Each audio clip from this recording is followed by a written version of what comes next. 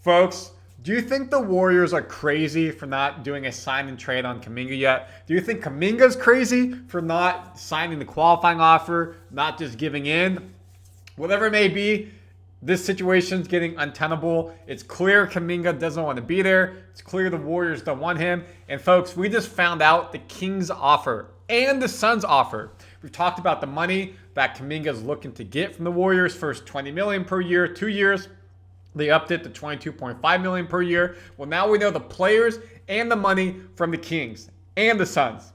Randy Silver, Warriors Digest, break this all down for you on Warriors Digest. Trades, rumors, offseason, games, recaps, you name it, we got it. And there's no bigger news literally in the NBA, maybe Luka being thin, than Kuminga's contract offer. Russell Westbrook ain't signing anywhere. Al Horford ain't signing anywhere. GP2 said he isn't signing anywhere. D'Anthony Melton isn't signing anywhere. The other players aren't signing until Kuminga domino drops. Usually this happens at the start of free agency. Now it's way into it, at least a month, now that we're in August. So again, to level set where we're at on the new news, Kuminga's offer is worth up to $90 million over 4 years from the Suns and the Kings. Suns offering $70 million more guaranteed than the Warriors. Warriors sign and trade, they're stopping. Again, $45 million over 2 years or $8 million qualifying offer, and he's a free agent next season. Here's the Kings offer, folks. Per Sam Amick. As for the Kings, which last spoke with the Warriors earlier this week, team sources say they've offered a 3-year, $63 million deal for Kuminga in a proposal that would send veteran guard Malik Monk in their 2030 first-round pick, lottery protected, to the Warriors. So you get Malik Monk, a playmaker off the bench, can score, can start. Kuminga gets 3 years, $63 million, basically $21 million per year. If that pick doesn't convey, then the Warriors would get the least favorable of the Kings or San Antonio's first pick in 2031.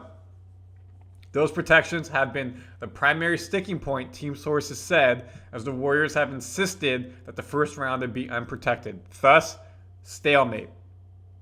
So let's talk about this. In 2030, first round lottery protected. That means, folks, that the Warriors expect potentially for this to be not a good pick. Because if it was live protected, they think the Kings will be good in 2030, because then live protected means top 13, top 15. I think it's 13, right?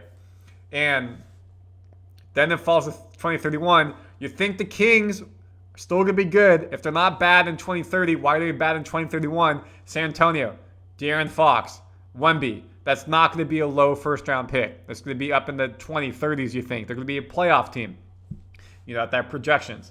So the Warriors want a proper valued first-round pick. They don't think that the value they got for Kuminga, drafting number 7, the player he is worth a high, low, when I say low, a high round first pick. It's hard to say it. A first-round pick above lottery. So they're not willing to make this deal. But with Malik Monk, folks, roster,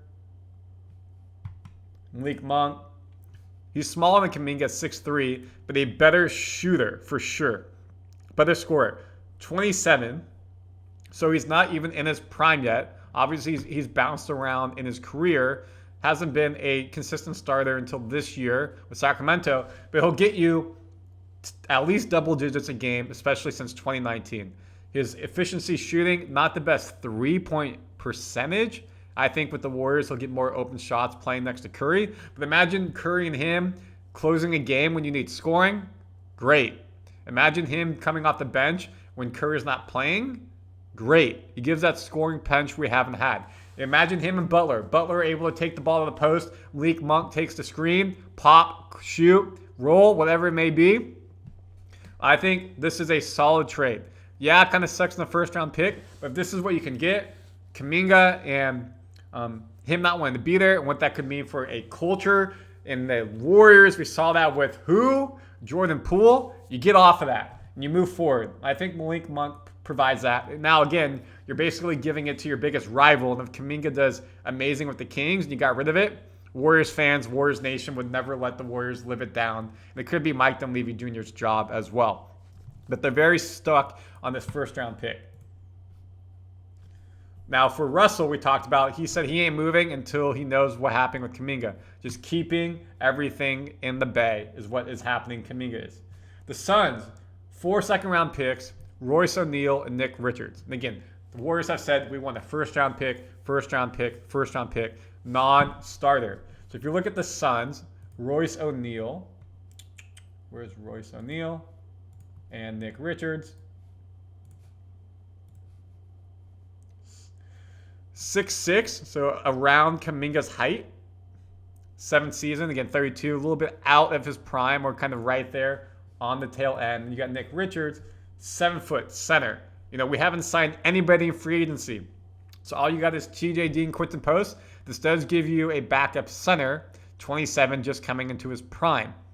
Look at Nick Richards. Gets you around 10 points a game. Can start. You can see there he started 34 games last year for the Suns when he was traded. He was at 9 games for Charlotte. Gets you rebounds. So could this be a nice backup now that you don't have Looney? But is that what you want? Are you trading Kuminga, who could be a starter, that type of player, for a backup center, plus Royce O'Neal, who can get you like 10 points a game as well from that guard position? He is a decent level 3-point shooter, better than the Warriors have had with Kuminga, mid to high 30%, but he's only taking 2 to 5 a game. But he could play well next to Kuminga, Steph Curry in that sense. But the Warriors really want that first-round pick, and that's where these 4 second-round picks don't work. If you look at the Suns draft picks, where are those second-round picks? No, wrong one. Future picks.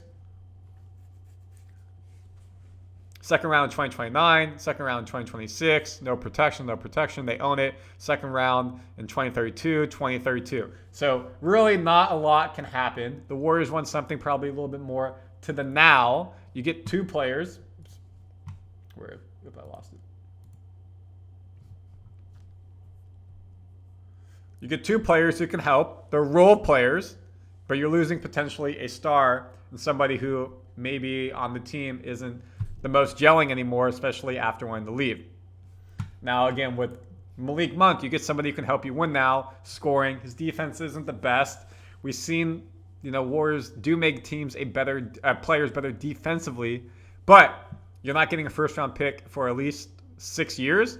And at that point, you think the Kings and who knows with the Kings, but San Antonio with Wemby, with De'Aaron Fox, they should be pretty dang good. And also, I'm just blanking on the name right now, the first-round pick, who was also the Rookie of the Year this year, back-to-back Rookie of the Years. So they're not getting that pick. So I don't know, folks. It's a tough conversation. This is why the front offices make the big bucks, right? They got to make these tough decisions. They're playing hardball on Kuminga. Kuminga playing hardball on them. Kuminga's now off playing FIBA basketball, so we can have some highlights on how he's doing there. And we'll see what happens. This could come down to training camp and him stalemating out. Wild. Comment your thoughts, subscribe, and of course, we keep you updated on everything Warriors Digest, the good, the bad, the ugly, and everything in between.